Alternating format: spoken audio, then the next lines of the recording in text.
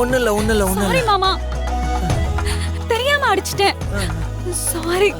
ஆள் இல்லாத நேரத்துல திருடன் தான் வீட்டுக்குள்ள புகுந்துட்டான்னு நினைச்சு கையில கிடைச்சதை எடுத்து அடிச்சிட்டேன். வலிக்குதா? எங்க எங்க அடிபட்டுச்சு? ஒண்ணுல விடு. நீ ஓகே தானே? நான் யாருன்னு தெரியுதா?